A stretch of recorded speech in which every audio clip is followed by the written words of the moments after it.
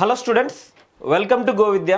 So మనకు RRB JEE నుంచి రీసెంట్గా నెంబర్ ఆఫ్ వేకెన్సీస్ గురించి మనకు నోటీస్ అనేది ఇచ్చారు.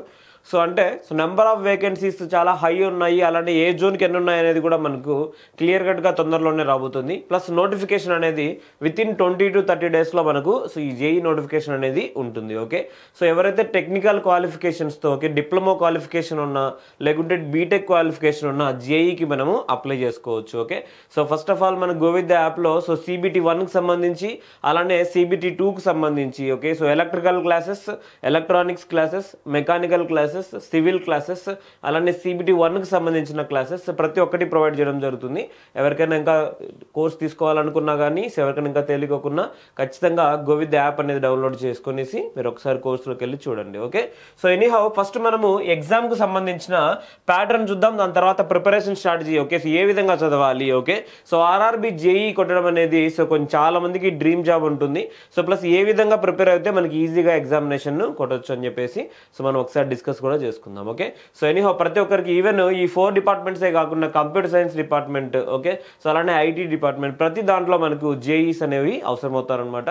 సో డెఫినెట్గా జనరల్గా ఈ 4 branches okay, so electrical, electronics, mechanical, civil okay, so వీటిల్లో కొంచెం హై వేకెన్సీస్ ఉండడానికి ఛాన్సెస్ ఉంటాయి. ఓకే, సో వేరే బ్రాంచెస్తో కంపేర్ చేసుకుంటే. ఓకే, సో ఫస్ట్ మనం ఎగ్జామినేషన్ ప్యాటర్న్ చూద్దాం. ఫస్ట్ మనకు CBT 1 ఉంటుంది.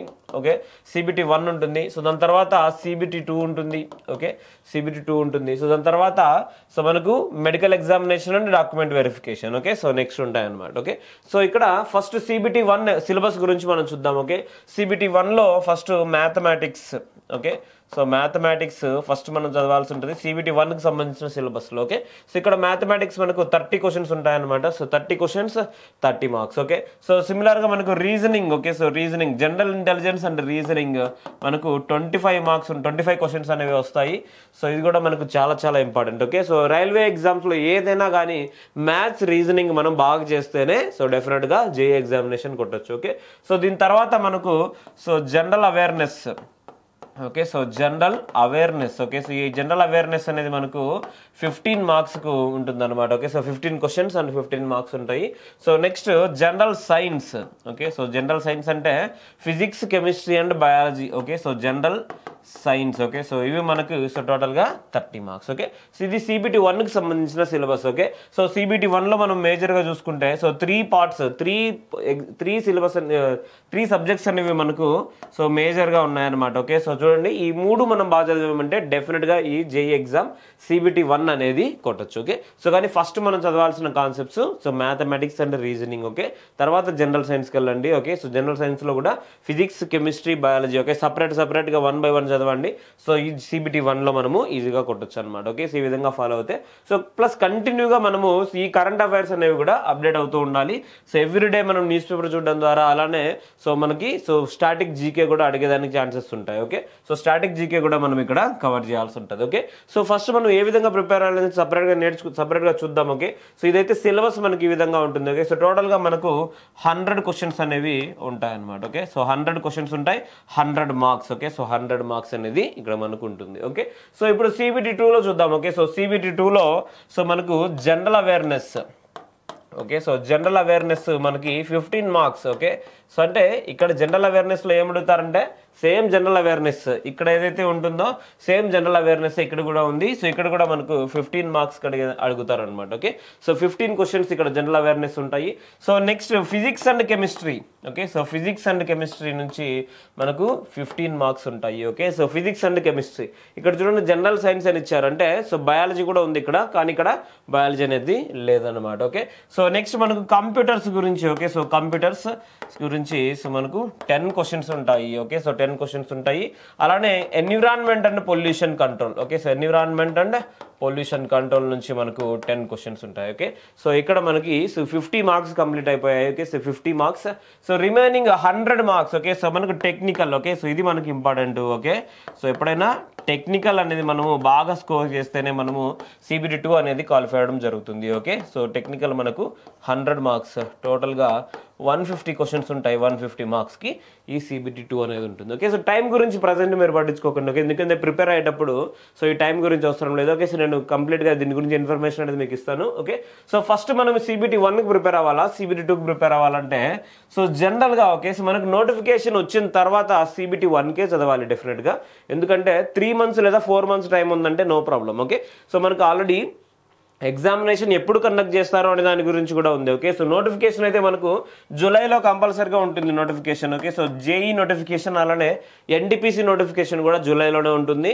సో జూలైలో నోటిఫికేషన్ వస్తే మనకంటే 7th month. Okay, so July అనేది 7th month. Okay, so 7th monthలో మనకు డెఫినెట్గా నోటిఫికేషన్ ఉంటుంది. సో ఇప్పుడు మనం 7th month నుంచి కౌంట్ చేసుకుంటే 8, 9, 10. ఓకే, సో జనరల్గా అక్టోబర్ కానీ నవంబర్లో కానీ ఎగ్జామినేషన్ CBT 1 ఉండేదానికి ఛాన్సెస్ ఉన్నాయన్నమాట. కానీ సో ప్రజెంట్ ALP ఎగ్జామ్ ఉంది, దాని తర్వాత RPF ఎగ్జామ్స్ ఉన్నాయి, సో తర్వాత టెక్నీషియన్ ఎగ్జామ్స్ కూడా ఉన్నాయి, technician grade 1, technician grade 2. Okay, so అలానే ALP CBT 2 ఉంది.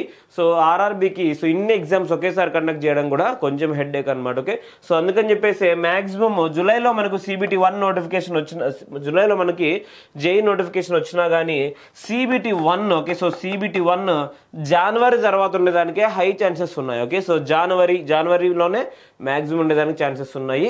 CBT 1కు CBT 2కి గ్యాప్ అనేది ఓన్లీ 2 months మాత్రమే ఉంటుంది. ఓకే, సో ఇది జనవరిలో ఉంటే సో ఆల్మోస్ట్ ఇది మనకి మార్చిలో ఉంటుంది అనమాట. ఓకే, సో అందుకని చెప్పేసి ఇది రెండింటికి మధ్య మనకున్న gap only 2 months.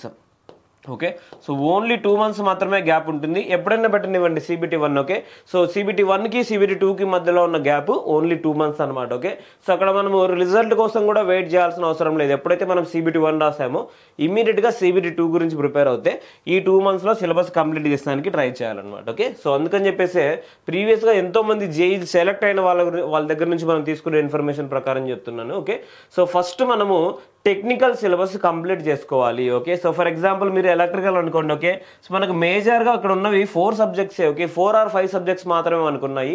So first technical syllabus complete చేసుకోవాలి. ఓకే, సో ఎవరైనా ఓకే, సో ఎలక్ట్రికల్ అయినా, మెకానికల్ అయినా, లేకుంటే సివిల్ అయినా కానీ ఫస్ట్ టెక్నికల్. ఓకే, సో అంటే మా దగ్గర టెక్నికల్ ఉంది కదా, ఫస్ట్ టెక్నికల్ తీసుకోమని చెప్పడం లేదు. ఓకే, సో మీరు టెక్నికల్ అయినా తీసుకోండి, టెక్నికల్ ప్లస్ నాన్ టెక్నికల్ అయినా తీసుకోండి, నో ప్రాబ్లం. ఓకే, లేకుంటే ఓన్లీ CBT 2 సిలబస్ తీసుకున్నా పర్లేదు మన యాప్లో, లేకుంటే ఓన్లీ CBT 1 సిలబస్ తీసుకున్నా పర్లేదు. ఓకే, కానీ జనరల్గా ప్రిపరేషన్ స్ట్రాటజీ ప్రకారం ఓకే, సో మనం ఫస్ట్ టెక్నికల్ కంప్లీట్ చేసుకుంటే సో అప్పుడు మనము ఈ పార్ట్ అనేది ఈ 100 marks అనేది మనం మేజర్గా చదివినట్లు. Okay, so plus computers and environment మనకు CBT 1లో లేదు. Okay, so computers and environment and pollution control అనేది CBT 1లో లేదు. సో ఎప్పుడైతే మనం టెక్నికల్లో ఇప్పుడు ఫర్ ఎగ్జాంపుల్ ఎలక్ట్రికల్ వాళ్ళకి తీసుకుంటే సో మనకు 4 major subjects, సర్క్యూట్స్, మెజర్మెంట్స్, అలానే so machines and power systems, ఈ 4 మెయిన్ సబ్జెక్ట్స్ ఇక్కడ ఉన్నాయన్నమాట. ఓకే, సో ఈ 4 మీరు తరోగా ఉన్నారంటే ఓకే, సో ఇమీడియట్గా మీరు మ్యాథమెటిక్స్లోకి వెళ్ళిపోవాలి. Okay, so mathematics, next reasoning, next general science, next general awareness. Okay, so యాక్చువల్గా అయితే జనరల్ అవేర్నెస్ అంటే మనం కంటిన్యూగా అప్డేట్ అవుతూనే ఉండాలి. ఓకే, సో ఇయర్లీ మ్యాగజైన్ తీసుకోండి. ఓకే, సో ఎప్పుడైనా జనరల్ అవేర్నెస్కి పెద్దగా రిస్క్ లేకుండా ఓకే, సో ఇయర్లీ మ్యాగజైన్ తీసుకోండి, మీకు కావాల్సిన పాయింట్స్ అన్ని కూడా నోట్ చేసుకోండి. ఓకే, సో ఎందుకంటే ఇవి మనంతటా మనం అప్డేట్ అవుతేనే ఓకే, సో ఎన్ని క్లాసెస్ విన్నా, ఎన్ని యూట్యూబ్లో వీడియోలు చూసినా కూడా మనకు రావు. ఎప్పుడైతే మనము ఇయర్లీ మ్యాగజైన్ మనం జనరల్ అవేర్నెస్కి తీసుకున్నామంటే ఓకే, సో దాని నుంచి మనము కొన్ని పాయింట్స్ నోట్ చేసుకుంటే ఓకే, అప్పుడు మనం ఈజీగా ఈ జనరల్ అవేర్నెస్లో సో 15 out of 15 కొట్టడం అనేది రాదు. ఓకే, సో మనం మినిమం ఒక 10 marks వరకు స్కోర్ చేసుకుంటే బెటర్గా ఉంటుంది. ఓకే, సో ప్లస్ ఎప్పుడైనా గుర్తుపెట్టుకోండి. ఓకే, సో రైల్వే ఎగ్జామ్ అంటేనే మనకు మ్యాథ్స్ అండ్ రీజనింగ్. ఓకే,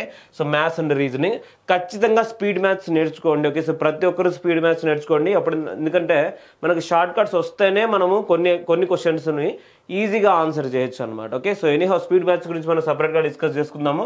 ఇక్కడ మ్యాథమెటిక్స్, రీజనింగ్ చదివిన తర్వాత general science. Okay, so general science కూడా మనకు 30 marks ఇస్తుంది కాబట్టి ఇది చాలా చాలా ఇంపార్టెంట్. ఓకే, సో ఇప్పుడు మనకు CBT 1 క్వాలిఫై అయిన తర్వాత ఓకే, సో ఇక్కడ గ్యాప్ ఎంత ఉందంటే only 2 months gap. Okay, so 2 months గ్యాప్లో మీరు ఎక్స్ట్రాగా ఏం చదవాలంటే మీరు ఈ రెండు కూడా ఆల్రెడీ మీరు చదివినవే. ఓకే, సో CBT 1కి చదివినవే.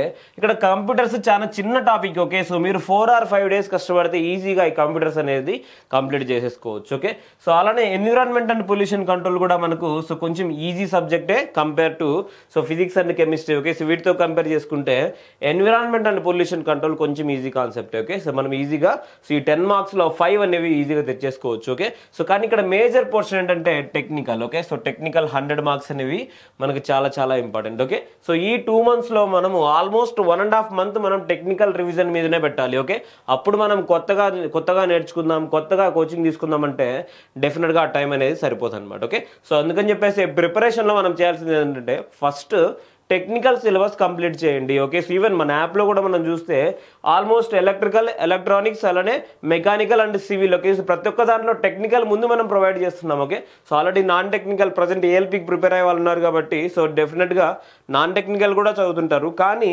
టెక్నికల్ ఫస్ట్ కంప్లీట్ చేయాలి. ఓకే, సో ఎవరికైనా ప్రిపరేషన్ గురించి కొంచెం డౌట్స్ ఉంటే డెఫినెట్గా కాంటాక్ట్ అవ్వండి. ఎందుకంటే మనకు నెంబర్ ఆఫ్ ఇప్పుడు డిప్లొమా క్వాలిఫికేషన్ ఉన్న వాళ్ళు నెంబర్ ఆఫ్ పోస్టులకి, ఓకే, సో టెక్నీషియన్ గ్రేడ్ 1కి, ఓకే, అలానే ఏఎల్పికి టెక్నీషియన్ గ్రేడ్ 3, ఓకే, కొంతమంది క్వాలిఫికేషన్ ఉంటే గ్రేడ్ 3, అలానే జేఈ, ఎన్టీపీసీ ప్రతి ఒక్క దానికి ఎలిజిబిలిటీ ఉంటుంది. ఓకే, సో అంటే మీ ప్రిపరేషన్ అనేది ప్రాపర్గా ఉంటేనే మనము రైల్వే ఎగ్జామినేషన్ అనేది ఈజీగా కొట్టచ్చు. ఓకే, ఎస్పెషల్లీ జేఈ లాంటి ఎగ్జామినేషన్ మనం కొట్టాలంటే సో మనం మంచి స్ట్రాటజీ ఫాలో అవుతూనే మనం ఈ ఎగ్జామ్ అనేది కొట్టచ్చు అనమాట. ఓకే, సో ఎనీహౌ నేను చెప్పినట్లు ఓకే, సో టెక్నికల్ సిలబస్ ముందు మీరు కంప్లీట్ చేసుకోండి, దాని తర్వాత మీరు మ్యాథ్స్, రీజనింగ్. ఓకే, సో ఒకవేళ సడన్గా నోటిఫికేషన్ వస్తే ఇమీడియట్గా, ఓకే, సో ఎప్పుడైతే మీరు ఫర్ ఎగ్జాంపుల్ ఇక్కడ 2 సబ్జెక్టులు కంప్లీట్ అయ్యాయి, ఓకే, సో ఇమీడియట్గా మీరు షిఫ్ట్ అయిపోవచ్చు మ్యాథమెటిక్స్కి. ఓకే, సో దాని తర్వాత సో మళ్ళీ 3rd సబ్జెక్ట్ లేదా 4th సబ్జెక్ట్ కంప్లీట్ చేసేదానికి ఛాన్సెస్ ఉంటాయి. ఓకే, సో ఎనీహౌ టెక్నికల్ కొంత నాలెడ్జ్ మనకు ఉంటేనే జేఈ అనేది ఈజీగా క్రాక్ చేసేదానికి ఛాన్సెస్ ఉంటాయి. ఓకే,